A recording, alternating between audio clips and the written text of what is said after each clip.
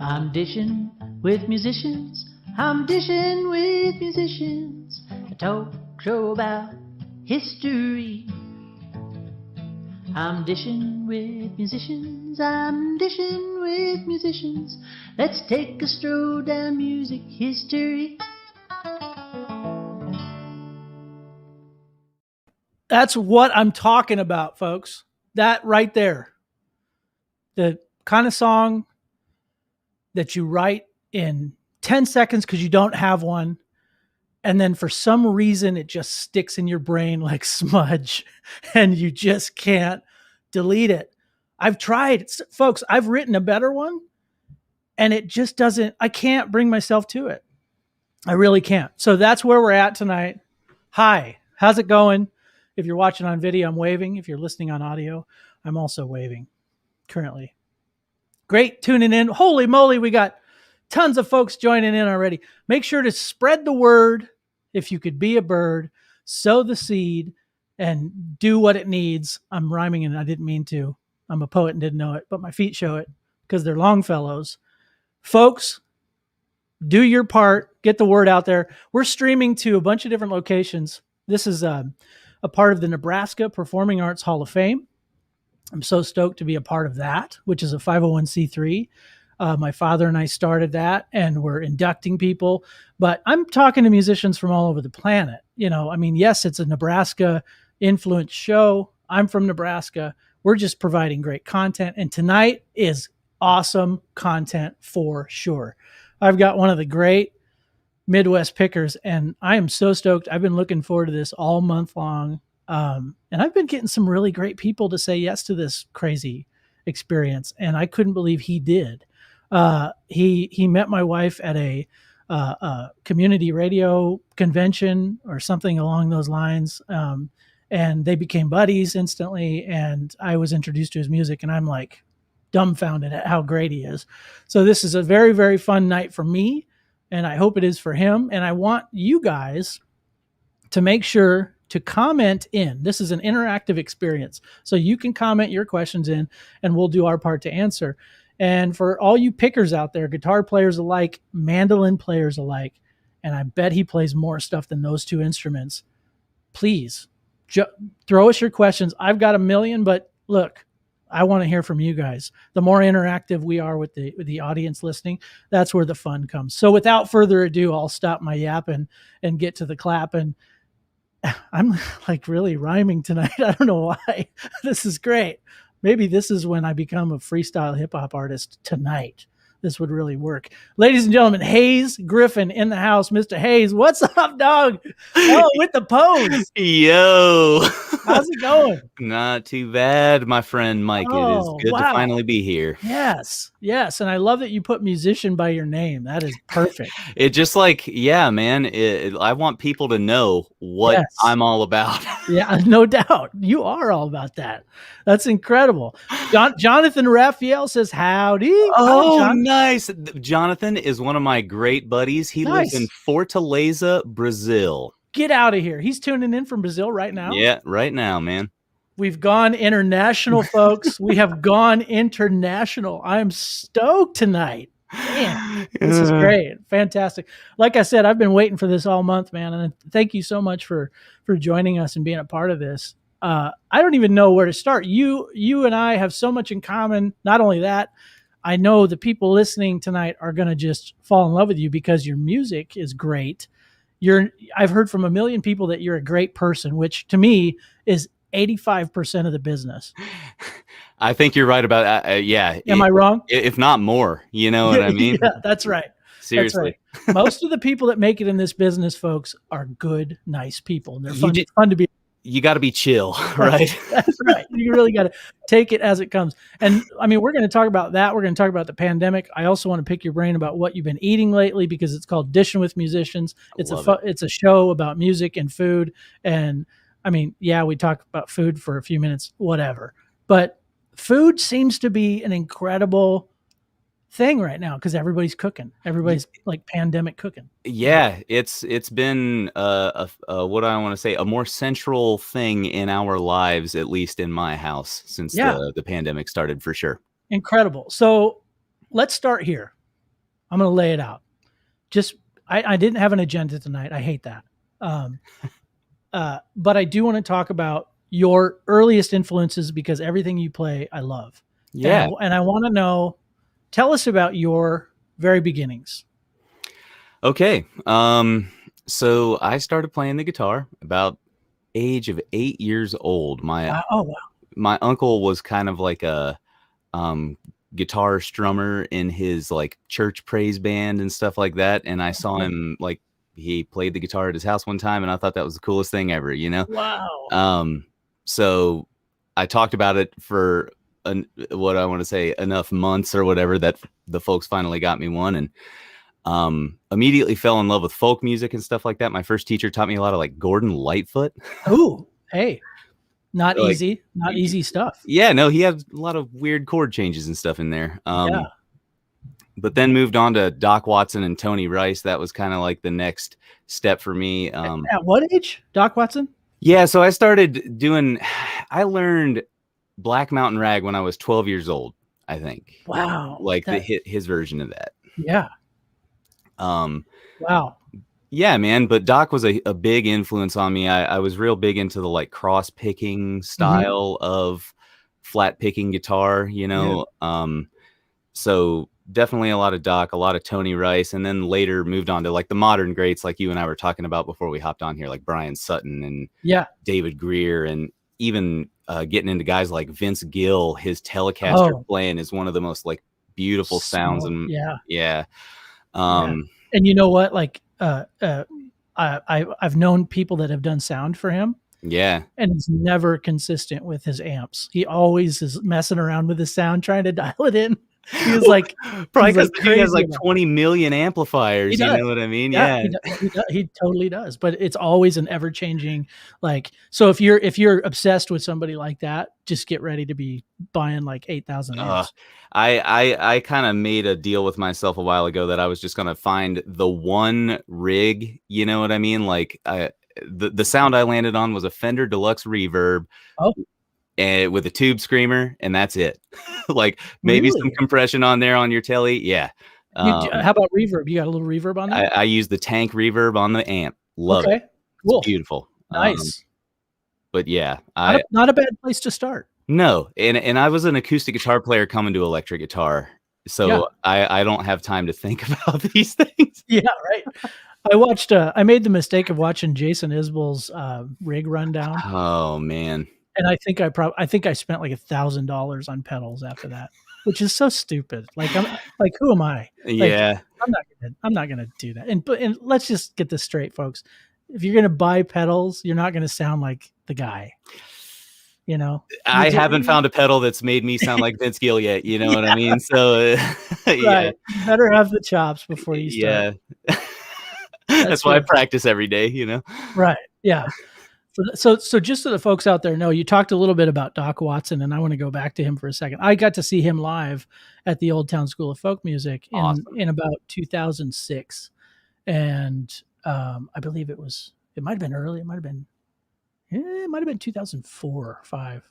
Yeah, but it was right shortly before he passed away, and for the folks out there that don't know, Doc is blind, and he's one of the best flat pickers ever to walk the planet. Yeah.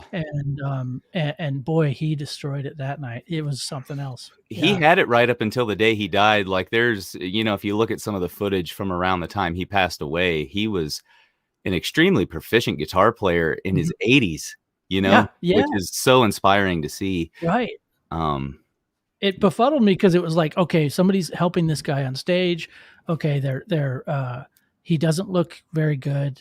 He's old. This might be a train wreck. Yeah. And he started playing, and everybody in the place just froze. I mean, it was like, oh my gosh, magic. Yeah, that's incredible. So anyway, I interrupted you. No. So at 12 years old, you were kind of playing this kind of stuff, flat picking.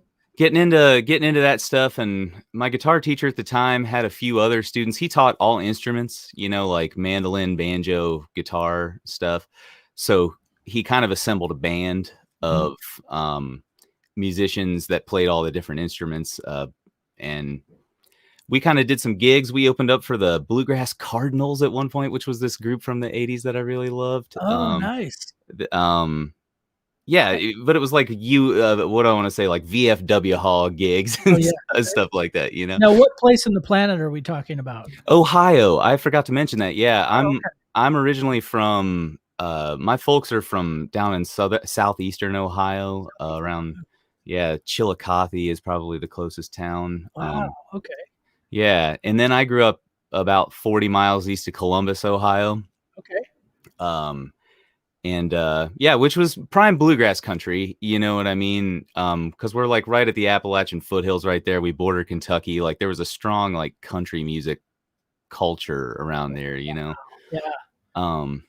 So it was fun. Like I got into listening to that stuff. There were a bunch of local jams. I got to see what I want to say, the Lewis family. I don't know if you know them. Little Roy Lewis. He was a great like kind of first generation bluegrass banjo player. Played with a good family band. Interesting. Melvin Goins, who played with, you know, like the Stanley Brothers back in the day. Like all these guys would come through these little gigs in my hometown, and my dad would just take me to see this like really classic first generation bluegrass music. And I fell in love with it when I was in my teens, and then just kind of was off to the races from there, you know? Okay. So the Lewis family is inducted into the Bluegrass Music Hall of Fame. Yeah, definitely. They're like legendary, legendary family. And Little Roy is a madman, like in the greatest kind of way. He like does all these stunts with his banjo, and yeah, he's a hilarious dude, has a lot of jokes and stuff. Really? Oh, that's awesome. I got to dig into this. I don't know these people. Yeah, look them up and listen to some of their tunes, because it's really worth it. You know, it's kind of like that. You know how like if you talk about first generation rock and roll, everybody knows Elvis, Chuck Berry, Little Richard, you know, but like those B-level guys that maybe didn't get quite as much exposure, but were just as important to the development of the culture, you know? Oh, sure. Absolutely. Like the Lewis family, like they were in that tier because they weren't, you know, didn't have quite the same national acclaim that like Bill Monroe or someone did at the time, but they were playing the exact same festivals as Bill every weekend, you know? Really? That kind of thing. I love the Lewis family, and they definitely don't get enough credit. That's awesome. That is very cool. Are they still kind of picking around? Yeah. So Little Roy kind of took the reins after a bunch of the family passed away, like James Pop Lewis. You know, they started back in maybe the 60s, I think. Okay. Yeah. Like my grandpa, just a side note, like when I was about 14, my grandpa just handed me this box of records, and he was like, here, go listen to this. He heard I had discovered my dad's record player, and he gave me a box of stuff, and like 5 of their records were in there. Oh my gosh. So this was, just like early bluegrass gold for me when I was a kid. Yeah. Right. He set you off right. That's cool. But wow. But yeah, as people passed away, Little Roy took the band over and kind of developed it into his own thing now. Okay. Yeah. Well, it sounds like you had a really great kind of pedigree too. You come from a musical family? I don't. Not really. My uncle was the only one that played music.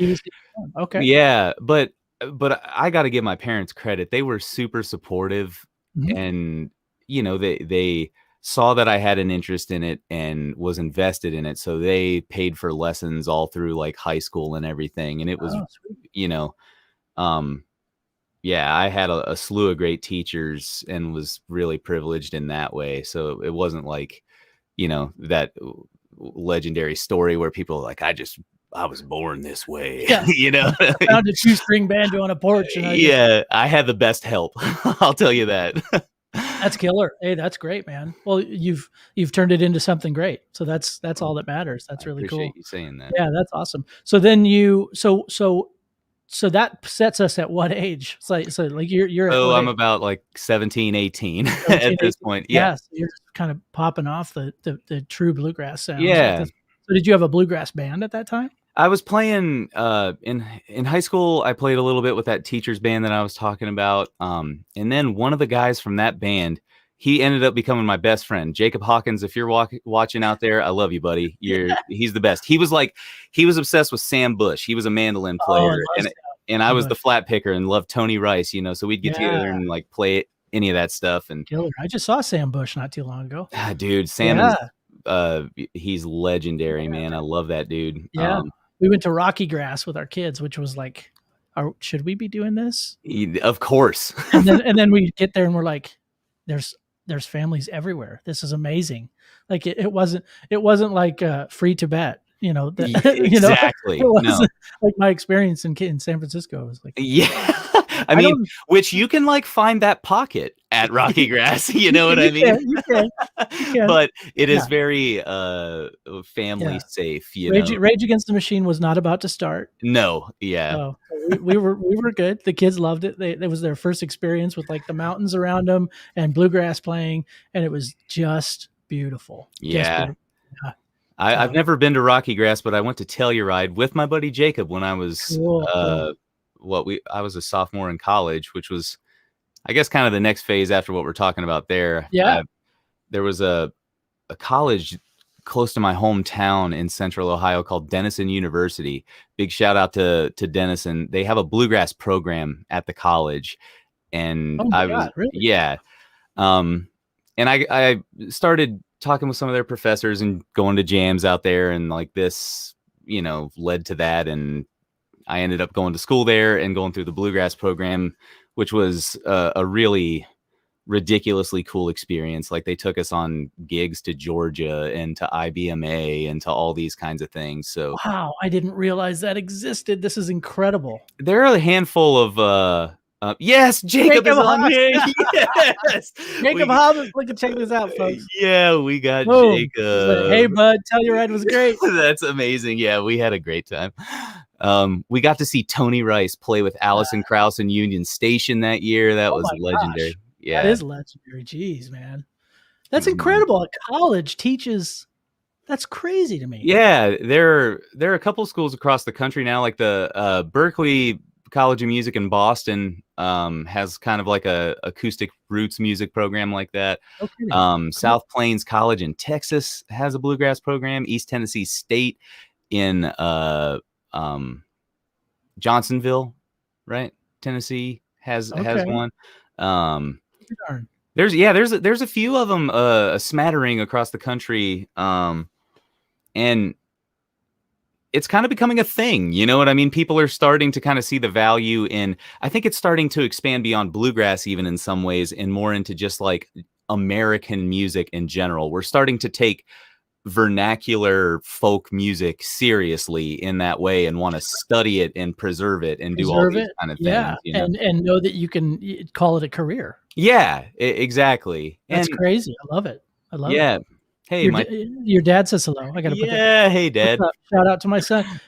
Hey, Doug, you're a good papa. I don't know if you were listening earlier. He was very very happy to have you as a father. Yeah, of course. Dad's the best. Like it's one of those things where like I said, I was a privileged kid. Like I saw a Telecaster at my local guitar store when I was a kid, and I was like, oh God, I gotta have that thing. It's the one that I still play today, my Sonic Blue Telecaster. Oh, nice. And like a few months later, I walked into my music room and it was just sitting in the stand, you know? Oh, nice. And I was like, oh, Dad. Yeah. Like big win, you know. They saw that you were on the path, man. That's killer. That's great. But it's like that. It paid off, and you know, that's one thing. Like, I almost feel guilty in some ways because the music that I love to play was written by people who did not have that privilege. You know what I mean? They fought to like, you know, it was either like coal mines or play bluegrass and tour the country. You know what I mean? Right. But they cherished, you know, the times they could actually like get to learn it from one another. Yeah, exactly. From what I know, and I consider myself a layman with the bluegrass history, really. But I grew up in a family of country artists, and so bluegrass was kind of a subsidiary of that, or like like that was the stepping stone. Well, man, back when Monroe was playing on the Opry in the 40s, it was called country music. They didn't call it bluegrass then, right? Even at that point, you know. So you're right. So when was your first introduction to Bob Wills? Oh man. So I remember I was telling you when I was going to college at Denison, it's like we planned this out, man. We're just picking up, I did not. I didn't plan anything. This is yeah, it's this crazy. is why I was so excited to talk to you. So I had a professor there named Andy Carlson who took us on a trip down to Georgia one time to play a gig in Athens and Dahlonega. Okay. And on the way down, he had like 10 mixtapes that he had made. He was like, I'm going to teach these kids what real music is. You know what I mean? My goodness. We listened to the Trio album. It was Dolly Parton, Emmylou Harris, and Linda Ronstadt. That was the first time I had ever heard that. Okay. All sort of just country music from all eras. And Bob Wills came on for the first time. I think it was the later cut of New San Antonio Rose, the one with like the big horn section and everything in the background. Yeah. And I was just like, yeah, like, what just happened here? Like jazz all of a sudden made sense to me. I'm going back to take a screenshot of the face you just made. I was like really confused because it was like, it's hillbilly music, but there's more than 3 chords in there. You know what I mean? Oh, for sure. Yeah. And immediately became infatuated with it at that point. And it didn't really honestly dabble in it too much until about 4 or 5 years ago. Like personally, it took me that long because, after I got through college and grad school, I was touring as like a bluegrass musician for about 7 years total.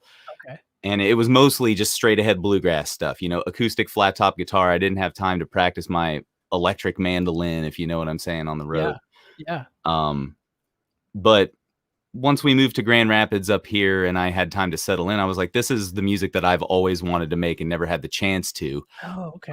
And had some kind of slaying musicians within, the vicinity up here that lent their talents to the album that I released this past year. And, that's really where Western swing kind of developed for me, was more like recently, Yeah, and you said it. The Western swing is really what Bob Wills was about. I mean, it's funny. I was listening to a Bob Wills interview, and the guy asked him, how'd you come to invent this Western swing?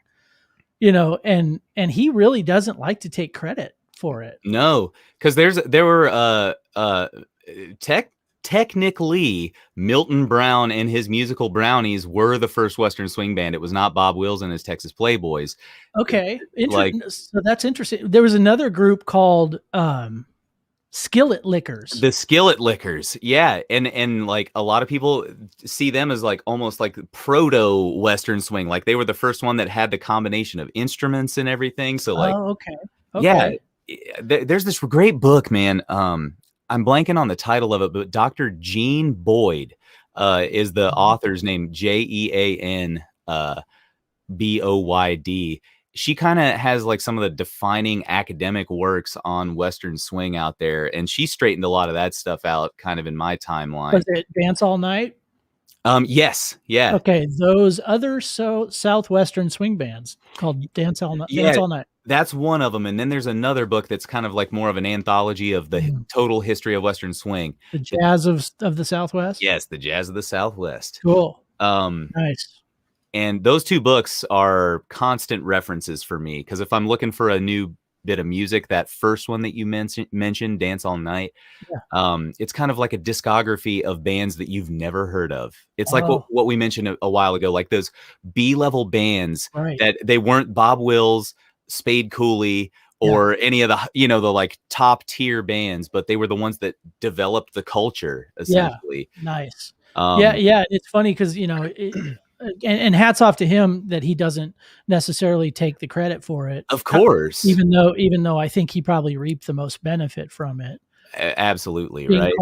And he's great. Let's not split hairs. I mean, he's the king, but he's the king of Western swing. He's not the father of Western swing. Right. And same goes for Elvis. He might be the king, but he could talk all day long about his influences and same goes. Right. But I also remember something from that interview that he said, Bob Wills said that really the beginning of Western swing wasn't about who was playing it and who wasn't. It was all about amplification. you know, the second that they started amplifying instruments, the loud stomps on the dance floor and the crazy girls screaming and the guys getting in fights or whatever it was, and not saying there was fights, but I'm sure they were making noise. It was a rowdy place, It was right? a rowdy place. Dance halls were legendary for that. Yeah, these barn dances were crazy loud. So all of a sudden you can hear the band, and then everybody goes, "Oh my God, what is that sound?" Right? That's Western swing. Oh man, and it really let him. Bob Wills, I forget what year it was, but he at one point in time in the 1940s was the top billing jazz artist in the United States of America. No kidding. Like he made the most money, like more than Benny Goodman. So like there's some really interesting facts that you're like, holy crap, are you kidding me? That's crazy. But there was such a market for that stuff west of the Mississippi. You know what I mean? He had the lockdown on country music for the entire western half of the country, I think is what it was. Wow, that's crazy. And then it sounds to me like, you know, rock and roll takes heed like mid 50s, late 50s. Well, and some say that Western swing was the spark that lit the fire of like what became rock and roll music. You know, you take like dance hall, boogie woogie, like black rhythm and blues music and combine it with that kind of two-step feel from the Western swing and some of that stuff. Like it sounds pretty similar, you know? Oh yeah. It's like, you know, to me, in college, I fell in love with punk rock music. Yeah. And I came from a country world. Right. And then I kept thinking to myself, like, okay, I'm going to play punk rock drums, but this is the same beat that's in all bluegrass songs. Yeah. Wait a minute. The only thing different is that the guitar's louder. Yeah. Punk rock, man. Throw a bunch of distortion on it. Like bluegrass is like acoustic punk music. Like it's like brutally athletic. It is. It totally is. Yeah. Even during the pandemic, my wrist, like I went back to playing like aggressively, you know, practicing a lot more. And I'm like, oh dude, like, you know, you take a couple months off and you will feel it. Like it's a physical thing, you know? Yeah. Bluegrass is no joke, man. Man. That's so funny. But yeah, Bob Wills, you know, the amplification was so funny to me because it's like everybody could hear it. You know, it's like so hilarious that he coined that the defining moment of when people actually started noticing. Well, it makes sense because he could compete with big bands at that point, right? Right. Like the sound of a steel guitar, an electric mandolin, an electric guitar, and an upright bass with a microphone shoved into it, all running through a PA could now compete with a room full of horns, you know? Wow. Yeah. That's incredible. Awesome. That is awesome. And funny enough, you know, like the jazz, I think about jazz and I think about some of those horn parts and how they were ever, I don't know if transpose is the right word, but like kind of turned into bluegrass music. Like, that's got to be hella hard, especially from a music educator like yourself. Like you're way more book taught than I was, like, you know, but I think about that, like how they sort of assimilate, you know, in a way, and how the horn parts seem to me like they're way more difficult to play or perform. I would say that, like, you know, if you're talking about the difference between bluegrass and jazz, and this is kind of where the turning point in my own career was when I decided to kind of like favor one style of music theory or thinking about music or whatever you want to call it over another. Bluegrass is primarily based upon like 3-note chords with only 3 notes in them. And jazz is primarily a music that's based on 4-note chords and more 5, 6, 7-note chords. So like the harmonic structures are just like more intricate, essentially, you know? Okay. And that leads to like a different kind of melodic vocabulary. You know what I mean? It gives you more possibilities of notes that you can play over top of those chords and all that kind of stuff. Sure. So I think that's why maybe, like you're saying, it sounds like to you, the horn parts are more difficult than like the other stuff, you know, because there's like what do you call it? Like chromatic notes, you know what I'm talking about? Like the bad notes, right? You know? Yeah. Sure. So I think that's maybe part of like what you're hearing in the difference between those two sounds. And part of what I had to negotiate, like, you know, I had to completely shift my mind in terms of like how to play the guitar and eventually landed on the mandolin. Actually, I consider that my main instrument now. Right. And, you know, I was introduced to your mandolin playing recently, like in the past 6 months. And I was just dumbfounded. Not only your playing and how good you are, but like the instrument itself was awesome. Like you actually, and I reached out to you around that time and I said, tell me about this. And I only did that because I have a mandolin player that plays electric mandolin in my band. Yeah. In the Riverhawks. His name is Brian McGovern, and he's quite good. He's very, very good. And we came across an electric mandolin, and we got it. You know, we got it for him, and it wasn't very expensive, so it was a gift. You know, I wanted to buy it for him. Yeah, and he freaked out. He was just like, "Oh my gosh, this is going to change my life," you know.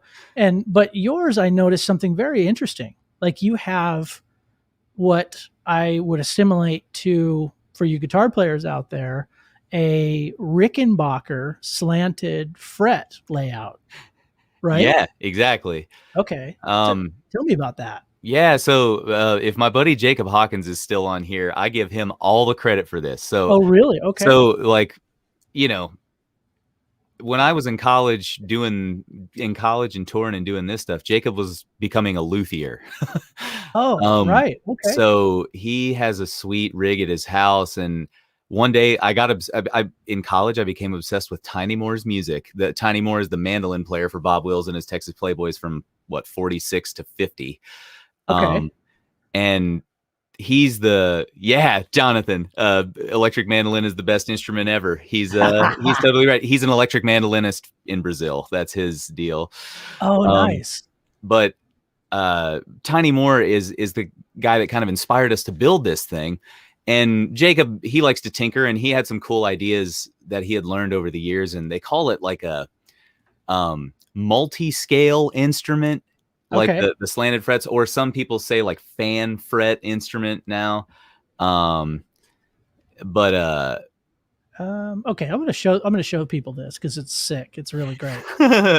Look at this thing. If it's very slight, but you can tell that's not like a fisheye lens, folks. Yeah, if you look toward the pickup, right, you can see that last fret there kind of has an angle to it. It blossoms from the middle, almost like a rainbow. Yeah, and there is one straight fret in there. Oh, no kidding. Yeah. So like, I forget which one it is. I'm an idiot. But did we make the 12th fret the straight? Yeah. I think it was the 12th fret straight up and down, and everything fans out from there, you know? Crazy. Crazy. And what that does, like, it's real simple when you think about it. If you look at the frets are wider on the lower strings, right? Okay. So if you look at like the first fret on the lowest string, and then you look at like the frets on like the higher strings, it extends the scale of the lower string, which one of the big problems with these instruments is that low C string on 5-string mandolins would be really floppy. It didn't have enough tension on it. Nice. So when you do this, it kind of like compensates for that. And it was fun. We built it all by hand. He had a CNC machine in his basement, and we cut it out doing that. So did you know this was going to work before you did it? Jacob, I trusted him. He was my spirit guide, my luthier spirit guide. That is awesome. Because I was like, I had no clue what we were doing. He was like, it's gonna work. You know, this is like, because he knew all the math, and he had gone to a great school and apprenticed with a great luthier as well for a number of years. So Jacob's he's a humble guy, but he's an amazing, talented dude, and I couldn't have done it without his quote of the night. The quote of the night. Jacob, I trusted him. He's like, seriously, he's my best guy. You know what I mean? That is super cool. Well, I only ask because intonation with an instrument of this type is so precise and particular. Yep. There was a mandolin that a violin that came through the shop when I was working at the Old Town School of Folk Music in Chicago, and somebody fretted a violin. And I said, that's crazy. I've never seen it. Yeah. I said, I'd never seen anything like that. And it turns out that, it was somewhat intonated perfectly. Like it sounded okay, where you put your fingers, but it didn't make sense to me because the violin has so many kind of like the intonation has to be dead smack on. Yeah. And same goes for this. That's really magical. That Yeah, is very cool. it was great, and I appreciate his expertise in making the design and everything. And Yeah. we've actually got a new one in the works. There's a You do? new Cool, model man. coming out. Wow, you guys might have to start manufacturing these things. Well, maybe, you know, Yeah, no if doubt. I can find some time from all the other stuff, right? Yeah, no. Well, I tell you what, can I let the people hear a little bit of this? Oh, for sure. Okay, Yeah, go for it. let's see what happens here, because this is really something. Let's see what happens here, folks. Let's play just a little bit of this.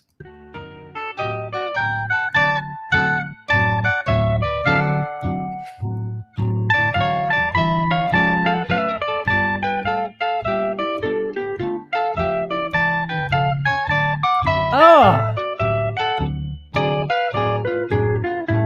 oh, that's great. It's all Tiny Moore, man.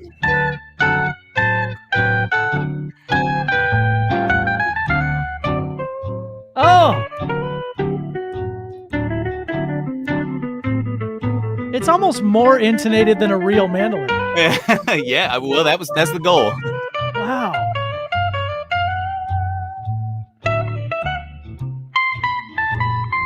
And it's single. Okay. Single strings, And yeah. it's single string. There's Single four. strings. Typically, folks listening out there, a mandolin has 8 strings. So that has 4. Yeah.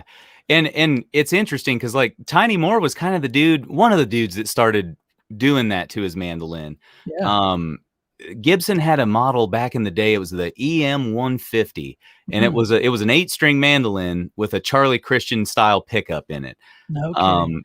And Tiny played. That's what he played with Bob Wills, and he took one of the courses. They call those courses, right? Like a set of 2 strings is a course on the mandolin. Okay. Whatever. like a school of fish. Right? Yeah, exactly. Like, okay, yeah, a gaggle of strings. He took one of his gaggles off the mandolin, and just played it with 4 strings. You know what I mean? So he could do some like bends and things like that. Because if you've played a mandolin before, like you cannot bend those strings. There's so much tension on there. You know? Totally. Yeah, bending is tough. Yeah. So that was part of the whole single string evolution, and then he also in the 50s ordered a mandolin where he instead of being a 4-string electric mandolin, he put a low C string on it to make it a 5-string mandolin. Oh, cool. Yeah. Wow. Okay. And what are those called in the mandolin world? Is it That's there. Jonathan, my buddy who's on the chat here right now, he's laughing his butt off. Oh, E-Mando is all your vision. Yeah, because there are like arguments on Facebook that people get into over this stuff. They're like, I'll play like my Western swing thing and put it in a mandolin group, and they're like, not a mandolin. Oh, really? Yeah, and it's like I take it all in stride because I people they feel very personally connected to their instruments, right? So it's like a matter of like pride, you know. I'd say they're jealous is what they are. but seriously, it's all in good fun. Like, wow, that's wild. That is wild. It's a mandolin, for God's sake. That's so true, man. I knew Jonathan would love that. People in the bluegrass world are very particular. Yeah, and see, that's what I was getting at. Like in country music in general, I think people are just very protective of like folk styles and country styles because it's like the people's music, you know, like it means something to them emotionally. Sure. And that's dangerous stuff when you mess with people's like, emotional turf in that way. Sure. Well, it's almost a thing too. Like I've gotten in arguments with mandolin players, or I'm sorry, not me, but I've stood next to mandolin players arguing about the height of action. Oh, of course, yeah. So what I mean by that, and And so what I mean by that, folks, is like the action is the string height from the body of your guitar. Now, some guitar players will, or let's say you find a guitar at a garage sale. Typically the action is totally screwed. Yeah. And you say, is this guitar even playable? Because most aren't, and that's because the bridge is being pulled up or whatever. And so, but some mandolin players, mine included, swears by high action making the mandolin louder. Yeah, and that's, I think there is some, like, what do I want to say? There's some science to back that up. Okay. But here's the deal. Like if you can't play that thing, yeah. Oh my gosh. Like I've played so many instruments where people were like, I like high action, blah, blah, blah, blah, blah. Yeah. And I'm just like, cool. I can't play this. I physically cannot make this thing sound good. So I'm lowering the action. You have to be able to play it might not be as loud, but I guess I'll turn my microphone up. Right, exactly. That's just it. Like if you're micing it, it doesn't matter. But yeah, for some of the old school, like, circle pickers and stuff, they just flip out over that stuff. Oh, it's like there's this culture of like tinkering and this like trade secret knowledge, you know what I mean? And all this kind of stuff. Like, right. You need to jack your bridge up, that's the secret to that tone, Yeah. It's like, it's an underground, you're right. It's an underground group of like, secret sharers. Yeah. The Illuminati of mandolin players, right? Man, it's funny you should say that. Cause like some of the guys that I used to play against in contests as a kid, cause that's like a thing at festivals, like at Rocky Grass, they have a competition, right? For the guitar and mandolin and all that. But some of those dudes, like they wouldn't pick with you until after like the last day of the festival, after the contest was over, because they didn't want you to like see their licks, steal their stuff, do any of this kind of thing. So like, dude, there's some like protective vibes going on. It's like that. Okay. Somebody told me that Nashville was that way in the sense of, so I'm predominantly a songwriter. I'm a player, but I write songs. That's what I love to do. And so somebody told me once that it was actually my cousin who was a songwriter in Nashville for a while. He would go to places to, perform open mics, at like the Bluebird or like some of these places, and he would literally look around, and he was new to town, and he would look around and see people like writing down lyrics and stealing lyrics out of a little pad of paper, and then kind of like pulling a Spy versus Spy and like totally hitting the door. Totally. The tuck and go, like, like Al Capone at the Green Mill in in Chicago. It's like, get out, but it was like crazy to me to think about that. Like, really? Like you can't do that. Like that's just cheap as hell. But it totally happened, man. It does. And I just have a hard time believing that anyone that would do that is a person that writes a good song. Like I feel like if you're a good songwriter, like they probably get it home and they got one great line, and then the next line is like, and a raspberry lippy. Yeah. Like, oh no, you just totally screwed that whole song up. Sorry. Yeah. Like, it's like, oh man. Should have stayed longer, buddy. Just because I have one Tony Rice lick doesn't mean I can make that 40-second solo sound good. You know what I mean? Right. Exactly. Yeah. So this is crazy, and I have to ask, because I know this is another point of contention that Hawkins can also attest to. The pick of a mandolin is like another wacky, argument for a lot of people. Like in terms of the shape and stuff like that you're talking about, or like actually the shape, material. Yeah. Oh man. You want tortoise shell and you want it to be a circle. That's like, there were guys that would like swear by that. I don't do that, man. I use a, what do you do? What do you use? So on my electric mandolin, I use a Dunlop Tortex. Oh, just straight up. Just like a teardrop pick, man. Yeah. Like, and that's what I use on my electric guitar too. I just like the feel of a teardrop on electric. Sure. Sure. And then on acoustic, I use these, what are they called? Blue chip picks. Oh, blue chips. Sweet. Yeah. I've heard of those. Yeah. And they're not super round. That's kind of like, no, it's a triangle. I like a sharp point on it. Okay. But I use the pointy pick for a mandolin, which is wrong or whatever, according to some people, but well, some like, for example, for those listening, a rounded edge, like a circle, like you said earlier, is like really common. And I've tried it. It's not easy. You can't dig into the string. You know, it's just like, it kind of flops over it. You can't get any sound out of it. Like I never could. Right. It always just sounded like, when Eddie Van Halen used to do that like scratch down the guitar, the pick scrape. Like that's what it sounds like to me when you take a circle pick and you start playing across the man. It's just like a scrapey sound. Yeah, totally. Yeah, it adds more unlistenable edge to it in my opinion. And like you don't want any more of that with mandolin. Like no, mandolin's already in that range of like, okay, it can be shrill. That's what I'm saying. Yeah. Yeah, that's like playing basketball in socks or something. I know, but I don't know. Maybe I'm not a player, so I don't know. But I do. I actually have a mandolin, and I love playing, but I don't consider myself a mandolin player. Yeah, I took a class from the dog. So yeah, what's his name? Gosh darn it, David Griffin. I took a class, and he signed my mandolin, so I'm very proud about that. Nice, yeah, man. Very, very proud of it. Yeah, and he was a great dude, super crusty, and just kind of like in his own world. Yeah. And he was just killing, like totally shredded. Oh my God. He's kind of my buddy Jacob. When we were maybe, I was still in high school at that point. I think I was 16 years old. He lent me this record. It's called Mando, a David Griffin quintet album. And it had Mike Marshall, who's another great mandolin player on there, Daryl Anger on fiddle. I think Mark O'Connor, who's another like crazy fiddle player, was on some of the tracks.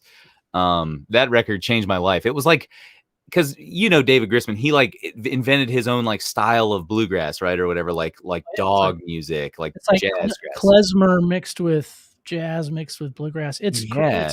His klezmer albums are a killer. Oh, I mean, they're really good. Well, and he did those collaboration albums with like Jerry Garcia. Yeah. Oh, the pizza or the what do they call them? Yeah, pizza tapes and a couple like just duet albums through the 80s and stuff. Super good. Yeah, Jacob put me on that kind of train, and nice. Yeah, man. I think you're very lucky to know this Jacob character. He is literally my best friend in the world. He's the Jacob ... I trust him. Yeah, I trust him. That's great. That's very good. That is super cool, man. No, I mean, that's me too. I had this is weird. And I always think back on how lucky I was to meet this guy, but his name was Shankar Padmanabhan. He was an Indian kid who, his family migrated from India to Canada, circa Canada, then to Chicago. And I met him in Chicago. He started working at the shop with me at Old Town School. And at first he was super standoffish. He was a Fish fan and he just didn't like anybody around him. And then he met me from Lincoln, Nebraska, and I'm nice to everybody I meet. And he had no choice but to like me. And he introduced me to some of these like hardcore bluegrass jam people like Grisman, and I kind of knew the Dead. I was into the Dead early. Yeah. But then realized that Jerry Garcia came from that world. And I didn't realize that he was a banjo player. Banjo player before he even started. And it was just like blew my mind. And then I kind of fell in. And then Shankar and I started a band called Haywood Yards, and he's a killer banjo player because this kid grew up playing sarod. And if you know anything about an instrument called sarod, it's a 4-string Indian drone instrument that is very, very similar to a sitar, but it's kind of a mix between a banjo and a sitar. Yep. So for him, it just made sense to move over to banjo. Logical next step from that one. Yeah, right. And who knew Indian instruments would, graduate to bluegrass? Yeah, exactly. Right. What a wacky guy, and his playing style was very unique because of that. Yeah, man. So, I love that kind of. I love that we're at a point where these things are starting to kind of talk with one another and commingle, Right. It's beautiful. Yeah. A really foundational kind of experience. The college that I went to, Denison University, that place I was talking about, they had a really great series of concerts that were free to students, the Veil series, they called it, and world-class like classical musicians and jazz musicians, but also like Bela Fleck, Zakir Hussain and Edgar Meyer when they were doing their thing, which I had never seen any kind of like world music interaction with the banjo in that way. So yeah, that was a pretty crazy experience, and And it's those cats put out an album together, mhm. which blew my that record to this day still destroys me. Yeah. I think it was Zakir Hussain, Billa Fleck, and there was one other player on it. Was it the Was it Edgar Meyer, the bass player, or was it it's gonna kill me. I have to yeah. look it up. But it was God, it's so good. Yeah, man. Yeah, seeing folks like that live was huge for me, you Did know? you get to see that show live? Yeah. Wow, good for you. Yeah, Edgar Meyer. Yeah, Yeah, man. pretty sure that was the record that Melody of Rhythm. Yeah, that's right. And that record just destroyed me. And I had a strange, like, quiet neighbor next to my mom. And I was just out of high school, and he, he lured me over, I guess you could say, with like music chat. Yeah. And he's like, "Dude, have you ever listened to Bela Fleck?" Yeah. And I said, "I don't think so, man." "What about Zakir Hussain?" "I don't think so." "But you're into Yeah. drum?" Because I was really big into drums. I was like, Oh man, then yeah, the tabla has to be insane. oh yeah, then, I was fascinated with drums, especially drumming on things that didn't make sense. I was actually I went to New York and was a part of that company Stomp for a while. Oh, And seriously? yeah, and just loved to make noise on random weird stuff. And so when I first heard him play tablas, it was like, dude, he's speaking with the tabla. Yeah. I mean, he had figured out how to talk with it. And it Those was kind of just vocal sounds, you're right, like the boop, right. you know, like those Yeah. weird kinda Yeah, low sounds. it's mind-boggling, but I'm so happy I got turned on to that. Yeah, man. Yeah. I think that's, you know, in our like world, because you're a songwriter. We play like, you know, you and I occupy the exact same musical space. It seems like, you know, like all the like Americana cousins, right? You know, Right, yeah, the cousins. yeah, That's a great way to put it. right. I feel like there's just so much to be learned by like sprinkling that other stuff in the Zakir Hussain and the Ravi Shankar and the, you know, all the like crazy, what I want to say, like West African drumming music and all that kind of stuff.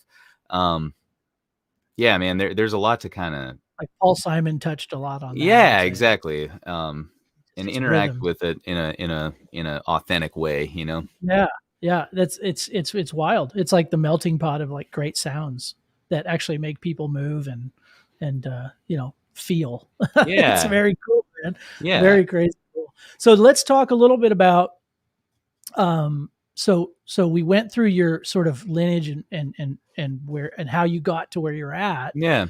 Now you're just kind of soaking into teaching, which is so cool. I mean, Yeah. and not only that, like the way you're doing it, the way you're bringing the education to people now in the digital age is, and not just during the pandemic. This is kind of a thing. Like Exactly. Yeah. There's, you know, the news about anytime you look at about like news about the internet these days, it always seems like dark, right?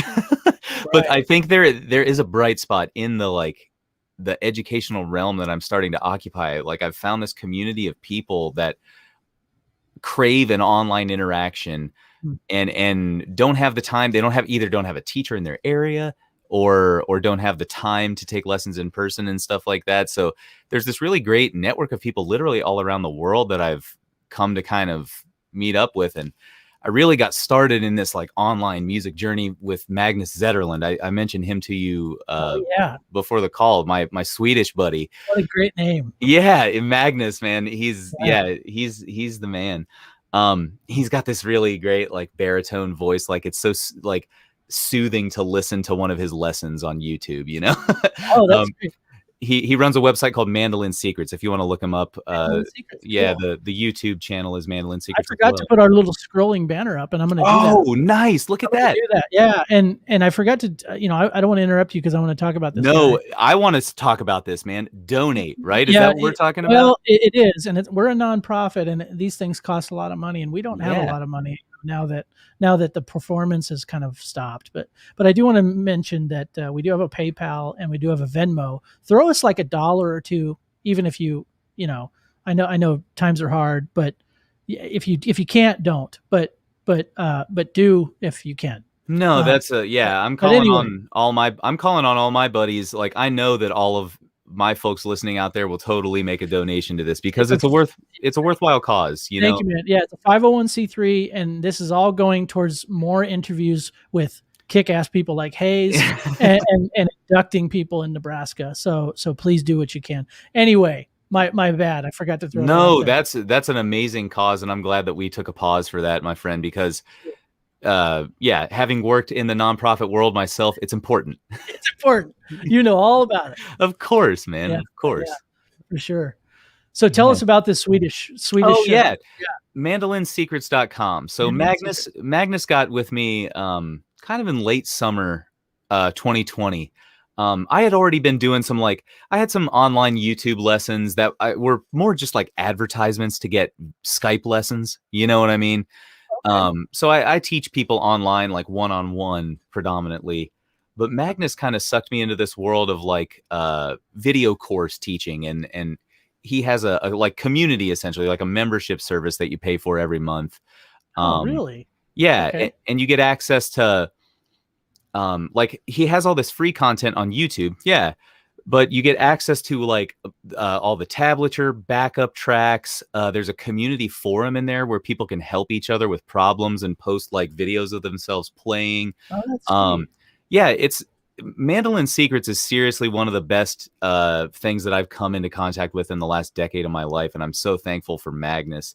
Wow, he looks like a cool dude too. This is him here. He's great. Yeah, Magnus, for anyone listening out there, if you're into this kind of world music stuff that we were talking about, Magnus is a great Swedish mandolin player, and he's like an expert in Nordic folk music. Whoa. So and it's got its really own distinct style. It kind of sounds a lot of people liken it to Baroque style folk music. You know what I mean?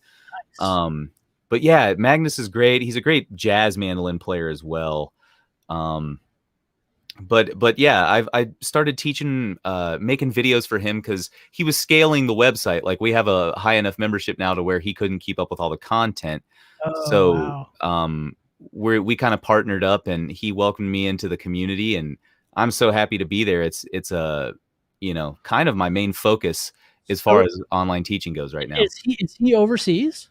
Is he? He's in he's in Falun, Sweden. Hey, man, so this is like an international website. Yeah, so oddly enough, I met him back in 2014, I think, when I was touring with a great Canadian fiddle player named April Verch. Oh yeah. Okay. And we were in Sweden. We used to go there maybe once a year or twice a year, and met Magnus at a festival. And we got to jamming because he knew some bluegrass tunes and some David Grisman tunes and stuff like that, nice. Yeah. So I was like, what is it, International communication, man. Yeah, exactly. And his English is great. Swedes speak better English than Americans do, man. It's funny. Wow. That's awesome. That is so cool. Yeah, but Magnus, he's a pedigreed guy. He's got a master's degree from the Sibelius Academy in Helsinki, Finland, and all this kind of stuff. He's a really smart dude, and his style of teaching is very, what do I want to say, progressive in the sense that it starts you out slow, you take off manageable chunks, you know what I mean? And see slow, consistent progress, and he gets people up and playing in no time. It's crazy. I'll be darned. Wow. Yeah. How cool is that? And this is the new thing. I mean, everybody's online, so they're using it as a tool for learning, and it's just, and these subscription based, facilitators like this, which I too have taken part of. Yeah. I was telling you about earlier. I've taken some lessons from Artist Works, and really kind of the cool thing is that you can sink into some of this stuff on your own time. And that's the thing, right? We're creatures of convenience these days, right? And these videos, they look great on your phone, so it's easy, it's mobile friendly. It's easy to consume it on the go. If you're take your mandolin to work, you know what I mean? And on your lunch hour, pop up a video and play for a sec or whatever, it's that kind of style of education. And I think it's more accessible for people than the traditional style of the what I want to say, the hour-long lessons and Yeah, like reading sheet music and right, doing right. the, Or even kids with rock records, right? Yep. I think I talked to my dad about this. He's a product of the late 50s and 60s, right? So they had a hit song in '68, and we're on American Bandstand. And but so I dug into his psyche of like, how did you learn how to play these rock and roll records that came out? And he would literally say, I'd go by the 45 about 3 times, because he would wear it out so much. Just listen to it over and over. Yeah, you would reset the needle, and it would just dig on that vinyl. Yep. And that's how they did it. Like, like Tutti Frutti and all these kind of like early rock tunes. And that's how they did it. They like brute force learned how to play rock and roll, which is so, I mean, it's the same for bluegrass music and all the stuff we've been talking about tonight. Like these guys weren't, they didn't attend, music school and have master's degrees in this craft. They were like listening to the radio and like trying to figure it out immediately right then because it was gone after that. Right. Yeah. It's like photographic memory with music. Yeah. Crazy. Yeah, you're right. We definitely have it a little more convenient, but yeah, man. Yeah, we've learned how to use the tools in front of us. I think. I haven't worn an MP3 out yet. You know what I mean? Right. Oh my goodness, that's great. So how new are you to this world? So like the online teaching thing you're talking about? Yeah. So I have kind of as far as this like community-based, membership-based online world, I started in October, and it's been kind of a hard career shift into that realm since then. And I think, if there are any musicians out there watching or listening tonight, this is it's a viable option because each of us have our own unique perspective to bring to like music education. If that's your bag, if teaching is your thing, you have to hear it maybe 3 different ways sometimes, you know what I mean? So hearing it from a few different people can be nice. And I think this is a good way for musicians to kind of maybe make up for some of the lack of gig income and do that kind of stuff if you're into teaching, like I said.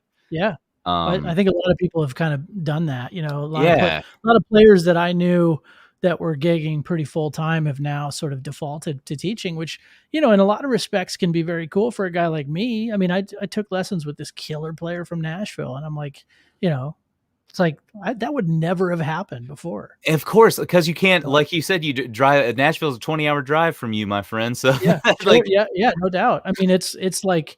Yeah, I was telling before we jumped on here. I was telling Hayes about my 20-hour, 10-hour one way, 10-hour back the other. My wife and I drove to see the Sweetheart of the Rodeo show with Marty Stewart and his fabulous superlatives, and they played with the Byrds at the Ryman Theater, and it was one of those late night ticket purchases where I wasn't sure if it actually happened or if I dreamed it. And then the next day I noticed money gone from my account, and I said, I guess we're going to Nashville. Yeah, that's great. Well, I think, there was one time, maybe about a decade ago, where I had a late night purchase like that too. But the next day, some ShamWows showed up. So it's not as good as I think Sweetheart of the Rodeo tickets. You know what I mean? I think I like your style. ShamWows. No, I thought you were actually using that black tar paint to actually test the bottom of your canoe or something. Yeah, exactly. I'm putting this to the test, damn it, tomorrow. Exactly. Yeah, that's right, man. That's what us musicians do when we're not practicing. Oh man, no, it's dangerous. Idle musicians are a dangerous thing. You know what I mean? That's why this online teaching thing's been good. It's kept me busy. Yeah, exactly. You don't want to be caught out in the wild too much. Yeah. Were you gigging quite a bit, or how often do you gig now? Yeah, that's kind of an interesting question. Not much anymore. Like pre-pandemic though, like what was your life like? Yeah, I was probably there were a few bands that I was playing with up here in Grand Rapids, Michigan, locally. Fograss is one of them. And we were maybe doing like 30 to 40 shows per year. Okay. Like a busy enough schedule. Like we had a couple corporate gigs in the winter and like a summer festival circuit kind of thing. You know what I mean? Yeah. But yeah, 2012 to 19, 18 were kind of like my heavy touring years. I was doing roughly like 250 days a year Wow. in those days. Good Lord. Yeah, it was. Yeah, that'll wear on you. Oh man, and like I have no shame in saying this, and it's not that I didn't love touring. Like, I'm glad I have that behind me and have that experience. You know what I mean? That's what turned me into a player, I think. Like, that was the kind of, we talked about those crucible type of experiences, you know, like the Cavern Club for the Beatles and stuff like that. No doubt. Playing with April Verch, and I'll say this, like, I'm so grateful for that experience that I had in her band, because we were hitting it so hard. And she's such a top-notch musician that you had to kind of rise to the occasion to keep up with her. Nice. And yeah, man. So that's just it, man. When you play these kind of like, you know, for us, it's the 4-hour gigs a night that just tighten us up. Yeah. Yeah. There's nothing better than just time together that way, interacting musically, right? Yeah. I mean, that's just it. You don't find time to practice when you're that kind of player. I mean, if you're crazy enough to practice the next day, which some of us are, including myself, I'll get up and practice the next day after a 4-hour gig. Sorry, man. Yeah. If I don't have a mandolin in my hands at 10 a.m., like I'm like not a good person to interact with the rest of the day. There you go. You got to get it in, man. And that's just it. I think the 4-hour shows though congeal, and they sort of like really make a band, you know, like a good band. Right? Yeah. Well, it's that whole like 10,000 hour theory about like expertise in your field, you know, like virtuosity or whatever. You just have to spend a lot of hours together like that. Right. Yeah. And a lot of bands wonder, like, you know, I would say that to any young band out there. I would say, look, just start grabbing gigs. Don't care where they're at. Just say, we'll play for $50 or we'll play for sodas or whatever, you know, just start playing. And once you get that stage experience, those 4-hour shows are just awesome, man. What I want to say, Van Halen didn't record an album for 10 years with their starting lineup. They played for a decade almost. Like, and people wonder why these bands sound so tight on their records. You know what I mean? It's not studio magic, people. You know what I mean? Like the way to do it is to just do it. You know what I mean? And do it. And it was reel to reel tape, right? Yeah. Oh God. Yeah. You weren't wasting time in the studio. They're like, go. Okay, let's just do it. Let's just do it how we know it. Slay. You know? Yeah, exactly. Yeah, it's not the luxury that we have now with Pro Tools and, you know, all these crazy plugins and all this crazy stuff, which I rely on, admittedly, but that's what you have to do as a solo guy these days, you know, just as well as anyone, right?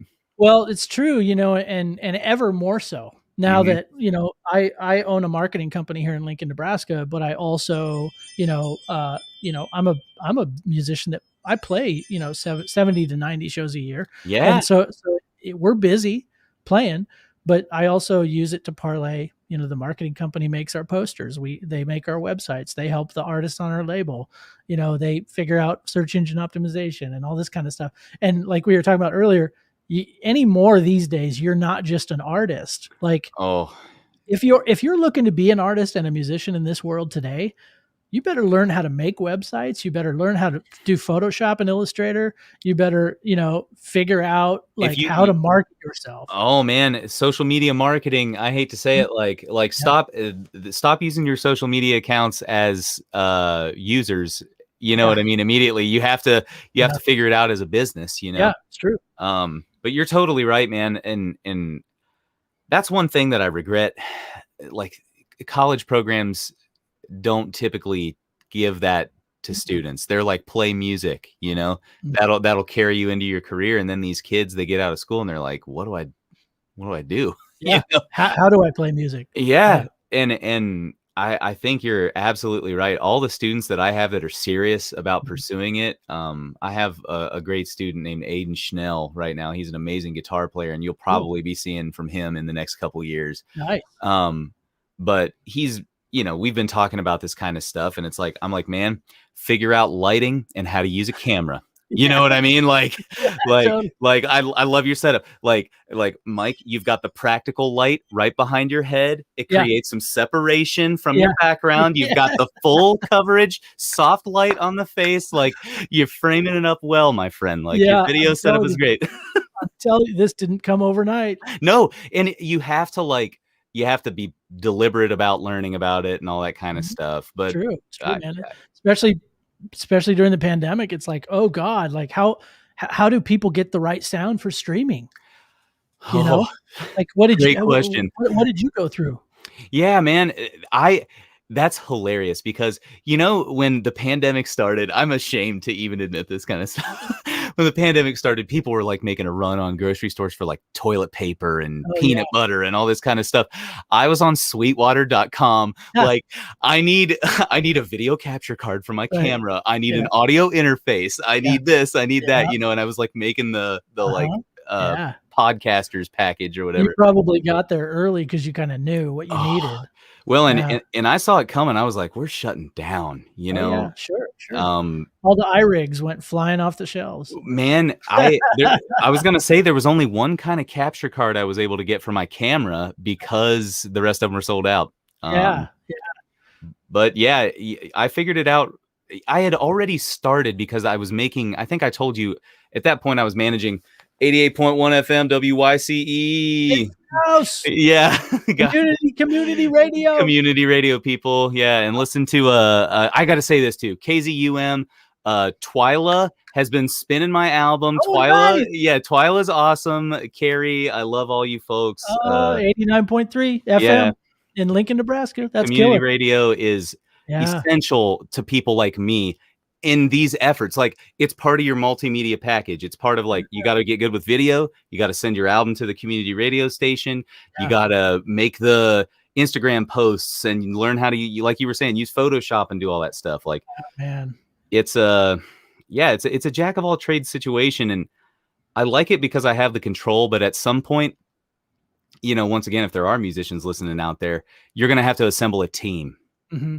Like you require help at some point in time. Like you were saying, you have a like marketing company or whatever. We need folks like you at some point.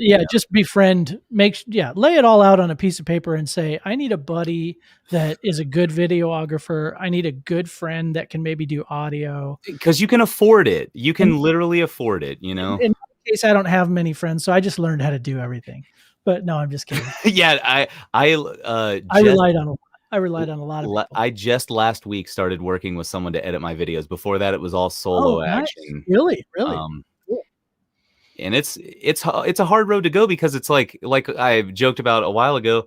I spent 6 years in college learning how to play wooden boxes with strings on them, not how to like set the exposure on my camera. You know what I mean? So like, there's all this crazy stuff that you got to figure out, but it's manageable. And I hope that anyone listening to this feels inspired. And I hope we gave people pointers. And by all means, if you're listening out there, get a hold of us if you have any questions about gear, because that was my biggest thing. I would see people that had really great setups and stuff, and I'd be like, oh my God, like how'd they get that? And, I just figured out my audio interface to where I can play music over the internet. Yeah. That's a great feeling to get that working right, Yeah, you got to use those back channel. Are you using a black hole, or are you using any of those kind of things on your PC, man? They're like all these crazy programs now. Jonathan Raphael says, I'm inspired now. Yeah, Jonathan, I love that guy. Go out and do your thing, buddy. Yeah, he's a great YouTuber. If there's anyone out there looking for some cool Brazilian electric mandolin, that down there they call it guitarra baiana. It's from so crazy tangent. This instrument is exact same as a 5-string electric mandolin, the one that I talked about, and I explained how Tiny Moore got to it. Yeah, totally developed independently by itself, the same exact instrument in Brazil, like disconnected. They did not know about one another. The 5-string electric mandolin, and it's like now this crazy like say it again. Guitarra baiana. It's like guitarra baiana, the Bahian guitar. The Bahia is a province in Brazil. Why do they have to make everything so much more sexy than? Oh man, this is why I'm learning Portuguese. And Jonathan, no, seriously, Jonathan is my tutor. I'm that's like real, man. Yeah, that's some pure. Yeah. Oh, he just typed it in the comments there. There it is. Guitarra baiana. Guitarra baiana. I love it. That's like Yeah, that's like something that they said in Romancing the Stone. Yeah, exactly. Yeah. Beautiful. Love it. My goodness. That's fantastic, man. Yeah. Wow. Good job on the language. And especially Portuguese, because Portuguese is very similar to Spanish. But in terms of like its structure and stuff, but the pronunciation is like totally different. Oh my gosh. Like, yeah. So there are some similar syllables, and Jonathan's been helping me with this, but like, nice. They have these like really interesting nasal sounds. Oh. Like they use like that little curly symbol over A, and like the word no sounds like no. Oh, interesting. Yeah. And like, and Jonathan's probably listening to this like, Hayes sounds like an idiot right now. He's terrible at Portuguese, but like, but it's a mandolin, he says. Yeah. I love this guy. That's killer. That's super funny, man. But yeah, God. Man, learning Portuguese and being able to access some of that music in its like native tongue and read the posts from these guitar players down there and stuff. It's been real inspiring. They have a cool community. That's good for you, man. I love it. And that'll probably inspire you in different ways to make some different styles of music. Oh man, Jonathan and I already have stuff in the works. Like they predominantly play mandolin with like heavy distortion on it and stuff like that. It's great. Yeah. There's a guy named Armandinho who was the like kind of Chris Thiele of the guitarra baiana. You know what I mean? Like, dude, that's high mark. That's high mark. Yeah. Oh my God. That's crazy. I love it. But yeah, man, there's so much good music from down there. And this is the joy of the internet. This is why I love doing the online teaching and all this stuff. Like you discover all this stuff that like you wouldn't figure out just in Lincoln, Nebraska or Newark, Ohio or whatever, Right. So yeah. I always tell people I didn't actually grow up or feel like I was like becoming, or like soaking in culture until I actually moved to Chicago. Of course. Yeah, because it was so eye-opening. Like the first year I was there, it was just like, oh my gosh, like there's so many styles of music. So many different just ways of thinking and living in the world, and it's a beautiful thing to go experience them. Going to school in Boston for a couple years was kind of my eye-opener that way. Nice. Yeah. If you're a Midwest kid out there, get out for a little while at least. Come on back, but get out. Yeah, get out at least for a year or two. Kind of get your culture, get your open-mindedness figured out, man. Yeah, man. Yeah, there's great stuff out there. Yeah. You mentioned mandolin with distortion. I recently heard. So last summer I do a festival in Nebraska. I don't know if you know. It's called the Nebraska Folk and Roots Festival. Yeah, and I saw that. Okay, so it's been going on for how long now? I think we're on our 8th year, and so congratulations, man. That's huge. Thank you. And it's an awesome festival. And last year I was able to score the Traveling McCurries. And they played, and they had just won a Grammy. Oh man. And they won the Grammy like a month after I booked them. So I was just like, yes. Oh my God.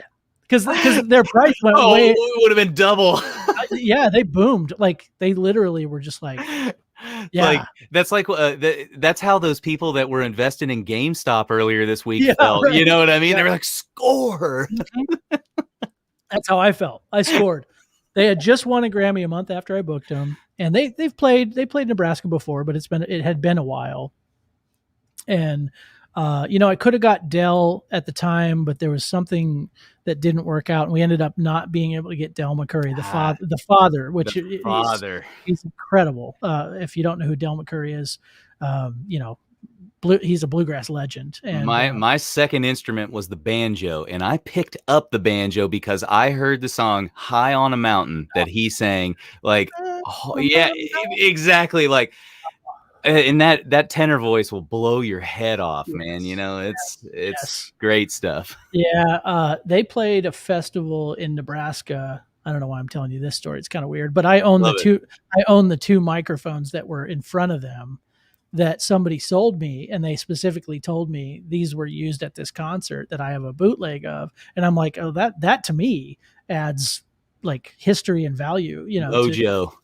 So I use those in the studio all the time. And they were with the Del McCurry band for a while. Oh man, you got to tell me what kind of mics they are. I'm a gear nut. You got to I will. Hold on just a second. You can email me later. It's okay. Sorry for anyone watching out there. We're yeah, Audio Technica, but I can't Oh. remember the number. I'll send it to you later. Yeah. But anyway, they're great mics, and they would set 2 of those bad boys up in front of them, and that's all they had for amplification. So, but anyway, I was telling you, Ronnie McCurry, the son, plays mandolin in that band, the Traveling McCurrys. He also plays with Del McCurry, and Ronnie has some really cool videos on the internet to where he's plugging in and using a wah pedal. Yeah, man. And it's sick. It is so good. I mean, he's one of the best in the business, like hands down, you know. So to hear that guy, I love it. It gets to like what we were talking about earlier. I love to kind of see where this music is going. People are taking it off the rails in like a beautiful way, you know. Yeah. Oh yeah. Who doesn't want some wah pedal mandolin in their bluegrass? You know what I mean? Like, come on, give it to me, people. That's great. Yeah, seriously, man. Especially, you know, I mean, he's sort of like, you know, cross-pollinating with all the jamsters, right? The jam bands, and of course. And you know, it's like it's this thing with bluegrass music that you notice. It's like how I was talking about punk rock, kind of in the same sense. Jam music and like, you know, quote unquote, I guess you could call it, you know, Grateful Dead type, you know, I would call them one of the pioneers of jam. Oh yeah. Experimental rock and roll. Now that's become like this bluegrass cross-pollination. And oh man, like what I want to say, the like String Cheese Incident and like all those folks, like they you know, their members have bluegrass projects, and you know, there's this interesting cross-pollination in that world. I love it, man. Yeah. I think it's really breathed a lot of life back into the music, and honestly re-injected the music with some fresh cultural perspective. You know what I mean? Totally. I think it's made it relevant to a new generation of people, and in their way, you know. Right, I mean? Right. And it's interesting. It mirrors to me, you know, getting to know Shankar the way I did, my friend in Chicago, who was very used to Indian music and grew up with Indian music. There's I'm going to botch the name of it. But I want to say it's called the Rama. It's like the inner structure of a song. Now in American or North American music, I guess we would say it's like the chorus. Yeah. Okay. Yeah. Okay. So like in Indian music, it's like the body that you always come back to, but then these little offshoots happen, or you send the kids go discovering the forest for food. Yeah. And they bring the food back to Papa and Mama. Right. And that's kind of the Rama, right? The center. So they go discover these little jazz like offshoots and these experimental paths, but they always come back. They feed the like, you know, original essence of it. I love that, man. That's a great kind of analogy. Yeah. So like you come back to the center of the song and then everybody jams together again. Yeah. But then pass it off to like the mandolin player or the you know, whatever, you know. Yeah, exactly. It's like they're all working together, and then there's that like Space Jam moment, you know, what I'm talking about, like the band drops out, the drummer's playing, and then it's mandolin shred time, you know. And for the Dead, it was like they would just go into a next song, and that would become their Rama, that would become their structure, because they knew where they were, but then they just totally messed it up and like deconstructed it, you know, in front of your eyes or your ears. So yeah, it's very interesting, but that plays in so many different genres, right? Like that idea. Oh yeah. I mean, I would say even in Western swing, what I'm doing right now, there's this kind of like, because that's the way that jazz music is treated. The tune is like a point of departure, I would call it, you know, like it's a place for you to start. It's a set of chord changes for you to place tonalities over and express emotions over. I think that's the ideal, you know. It's not about like what chord notes work over the chords. It's like, can you say something that makes me want to cry over top of these chord changes, you know? Oh, interesting. Yeah. Like, can you manipulate these patterns in a way that elicits that stuff, you know? But that tune is the essence of it, because you can like, my wife is an amazing jazz singer, and she lent her vocals to my album Midwestern Swing that we were talking about a while ago. And it's great. She's big into Billie Holiday. Oh yeah. And Billie's thing was to just like F the melody up in a beautiful way. You know what I mean? Like, like she would just kind of like take small snippets of the melody and sing them in a different place, like where they didn't belong, and stuff like that. And Sure. And I think that's kind of, at least in the Western swing and jazz realm, how people that's the kids going out into the forest and, and then at the end of the tune, you play the head again, There it is. Just it. Come back. Yeah. And unify, That's so great. That's so cool. Well, I'm excited to, share this album with the listeners. Tell them how they can find you first. Yeah, definitely. Spotify, probably. I've got Spotify. Please listen on Spotify. And also request it on your local radio station, because those people need music to play. That's right. Boom. That's killer. Yeah, but Midwestern Swing is the name of my latest project. You can also, if you feel like supporting my work, and this is the way that I frame it these days, because I know how we all consume music, like if you feel like supporting me and you dig my sound, I ask you to buy the digital copy on my website as like a token of your appreciation or something like that. Nice. I'm selling it for $10. It's kind of like Bandcamp style. You can just go to hayesgriffin.com. And buy the album there. There's a couple other projects that I have for sale in my shop. So that's the best place to kind of find me musically. And also YouTube. That's kind of my big thing these days. So you're doing well. You're doing really good with YouTube, man. Yeah. Oh, dude, I spelled that wrong. Hold on. Oh yeah, it's all good. There's no G. It's not Griffin. Yeah. There we go. Yeah. So hayesgriffin.com. Yeah. And my website is actively being worked on right now to kind of add my own membership functions. All of my guitar content is going to live on hayesgriffin.com. So for people that want to take guitar courses, or I'm offering a music theory course for people. I call it everyday music theory. It's enough lingo to get you understanding the folks at your local jam session. Man, that's important, dude. That's important. I was lucky to have a father that showed me how to do all that. Like Nashville chord changes and all that kind of stuff. You got to like go to the 5 chord, and know all that kind of stuff, right? Yeah. That's alien to a lot of players who want to play. So make sure to learn that. That's a big deal. It's an easy way to interact with folks, right? So that both of those courses will be rolling out in the next couple weeks. You can sign up now and you'll be notified when the courses go live. Cool. I appreciate it. I've got 3 different membership levels: $5 a month, 10 a month, and 20 a month, all with different kind of perks to them. So kind of the Patreon setup. Yeah. The producer level, the $20 a month one, I'm going to do a monthly Zoom call with folks so we can just have kind of chats like what we're doing here. Like, let's talk about music. Do you have guitar questions? Any of that kind of stuff? Cool. Wow, that's worth it. That's great. Cool. I might just do that just to talk to you. Yeah, but you know what? You know what, Mike? You're invited anyways, man. I know. You're on the Zoom call. You're already a producer, buddy. This has been the most fun in the world, man. I can't tell you, like, just being able to talk with another human being that like what I can relate to on music. Like I've been trapped in a 10 by 10 box for the last 12 months. Mike, save me. I know, buddy. Let's talk about Bob Wills, for God's sake. No doubt. What a great thing. I can't wait to get out and play some shows. It seems to me the phone's been ringing and they're doing some outdoor shows this summer. So that's good. Same here, man. And I need to get out to Lincoln. Dude, man. Yeah, we'll hook a show up. Let's do a show trade. That'd be great. I feel like I feel like my Western swing people, I'm going to find them the more west I go. Sure. Yeah, no doubt. Yeah, that's true. There's a great crowd here. There's a fantastic show on KZUM called, oh my gosh, The Wagon Master does it. That's the show. Oh my gosh, it's slipping my mind. Here, I've got KZUM up right now. Yeah, the show was on tonight. I can't believe I can't think of it. Program schedule. Let's see. Because y'all got to know. Yeah, this is crazy. John Schmitz, the Wagon Master, is the DJ, and he's just awesome. He is one of the best. Why can't I figure it out? I can't find it on the side here. Here it is, program schedule. Yeah. I see Twyla on there. I'm going to say that again while you're finding it.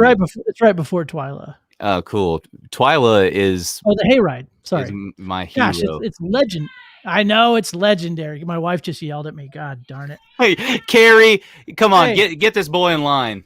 Sorry. It's the beer. The beer. The hayride, it's legendary. It's absolutely legendary. But John Schmidt's The Wagon Master is an enormous encyclopedia of swing music. Oh, man. And the craziest thing is I told him to tune in tonight, and he's probably watching this just like he's like, oh, geez. He's probably going to send me a Can't Buy Me Love package to my door. You shit on my house. That's hilarious. You don't know my show, you putz. I was gonna say Carrie's like she's already devising some form of punishment right now. Oh, she is. I'm sorry. I had 3 things on my mind. Dude, I tell you what, we get to jamming on these conversations and stuff just flies in and out. You know, I'm telling you, buddy, this has been great. Let's talk briefly. This has been an incredible experience, and we've been going for quite some time. I hope, and we still have people. This is great. We've held on to them. I love it. But tell me about what your life's been like living at home during the pandemic, and what have you been cooking? We got to talk food for a second. I got to say, so here's the deal. Living at home during the pandemic was a chance for me and my wife to really connect in a way that we hadn't had the opportunity to connect in over the last couple of years. And like, I know that it's been terrible in terms of like what havoc this pandemic has like wreaked on the world, but I want to say that as like the main positive that's come out of this thing. Like life has been good with my wife. I love her. She's good. you know, such a source of inspiration in my life. And that's great. I've really gotten to know her in a much better way. And I love that. Nice, man. That's great. Cooking has been central to that. Like it's been like a team activity. You know what I mean? So like, we got on the sourdough bread train, and I have been rocking a starter since like the 2nd month of the pandemic. We are making I'll send you some pictures, man. Cause like I was even stunned with what we were able to come up with. Whoa. So you're really going for it. Like we're rocking the sourdough and I love it. Wow. That's a big deal, man. I'm scared of that. It's weird. you know, you pull this like gray sludge bucket out of your fridge once a week and like scoop some of it into a, KitchenAid and make your bread. But it's wild. It's super cool. And kind of an interesting science experiment if you're into that kind of thing. It's like, I know you got kids, so it's kind of like to me, it's like a cool, practical kind of, like watch this thing grow. Like that's actually living, Yeah.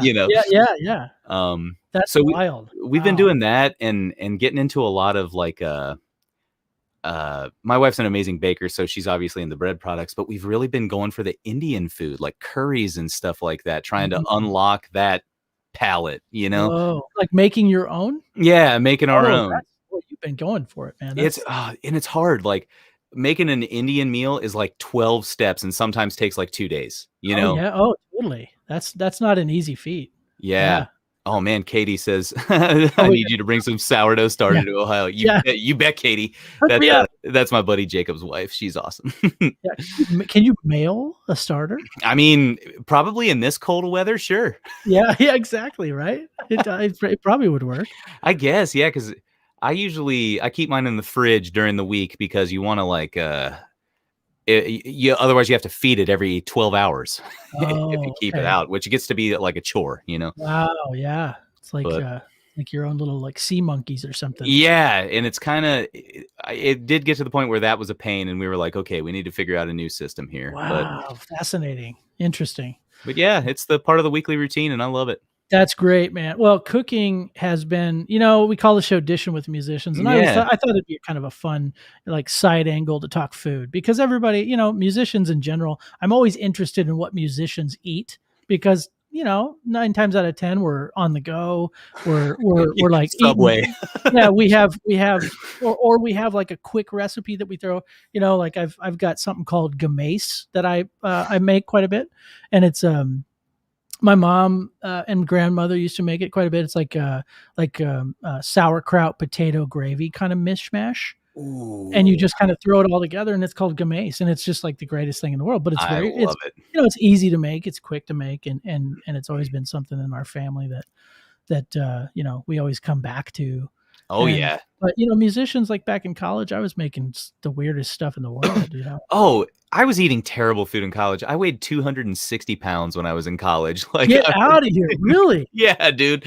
It was Wow. bad. I was like, Little Caesar's pizza every night and all that kind of Oh, stuff. wow, man. If you're a Wow. musician, eat healthy. You owe it to yourself because a musician's life is hard enough. That's crazy. You can't be more than 200 pounds now. Yeah, that's about right.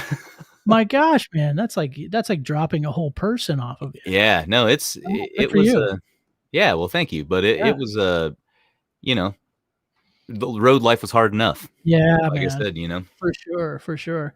And that's just part of it too when you're touring as much. Like what were you eating when you were on the road? Oh, terrible stuff. You know Yeah. what I mean? Like at French fries and, Yeah. greasy something every meal. Cause that's, when you're driving from Lincoln to Denver, or whatever, like, Yeah. and you've only got an hour window to make it to the sound check and all that kind of stuff. You Right. make some sacrifices, right? That's just it. That's just it. And the musician, my brother Nick, my little brother Nick, he plays with a guy named Corey Henry and the Funk Apostles. Yeah. And they tour all over the world.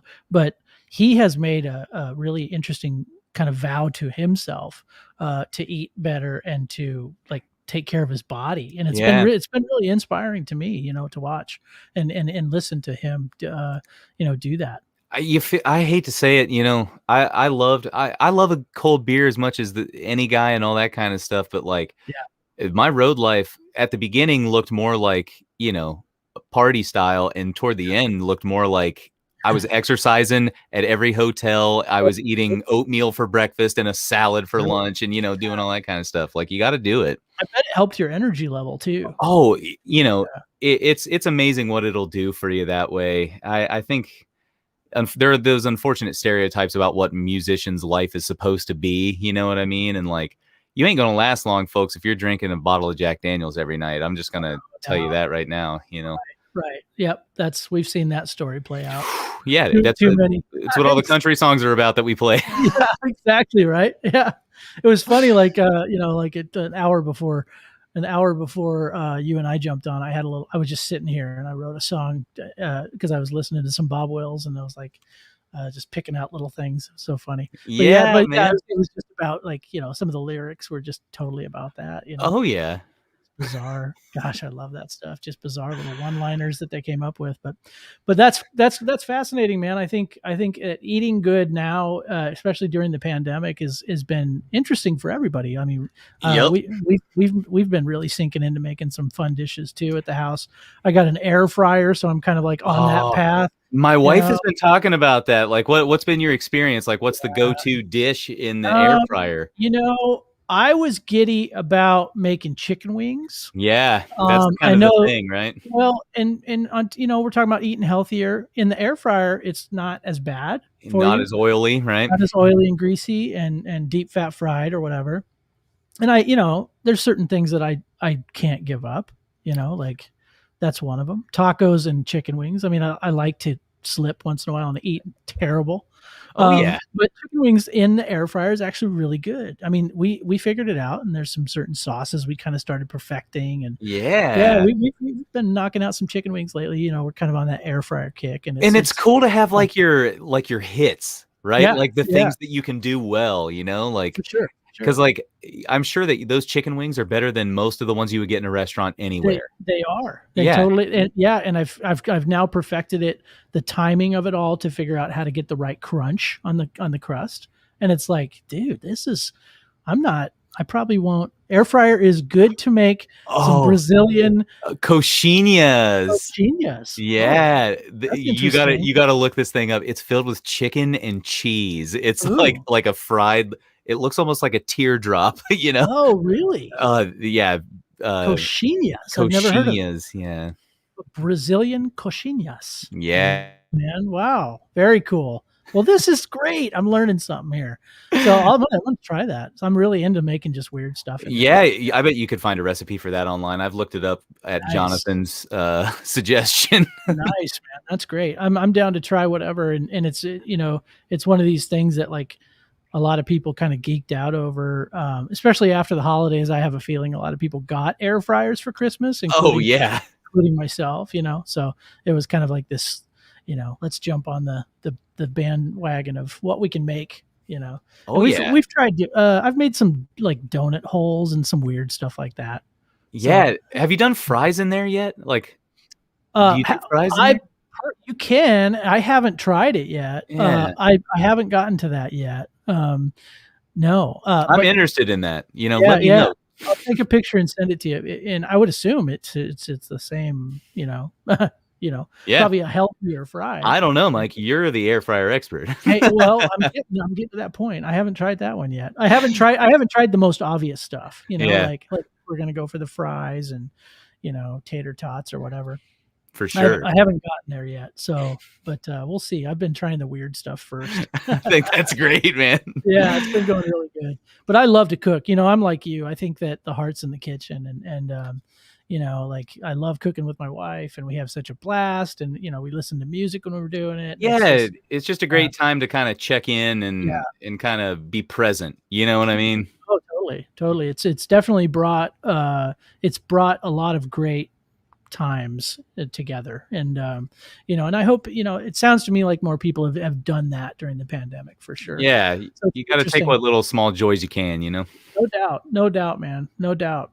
Well, this has been an overwhelming joy to have you on the program and talk about your life and your inspirations and kind of what you're doing and where you're going, man. This is awesome. Well, I appreciate you having me, Mike, and sure. It's great to chat with you. And hopefully if anyone's got any questions about any of the stuff I'm up to, like Mike was saying, give me a shout at hayesgriffin.com. That's a great way to get in touch. Please reach out. This man's full of great information, and we have barely touched the surface, and I can't wait. We're going to do this again because I know that we have barely touched the surface on what we could share with each other. Give me a shout anytime, man.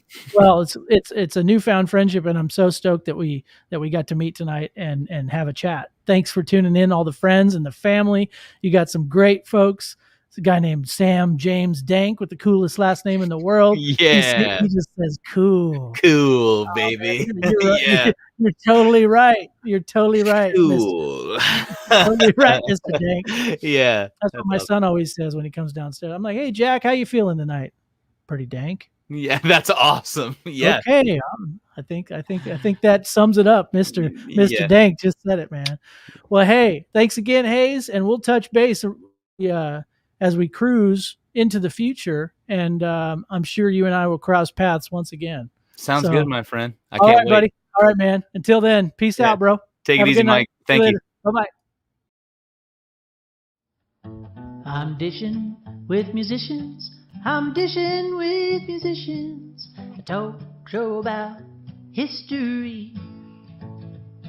I'm dishing with musicians. I'm dishing with musicians. Let's take a stroll down music history.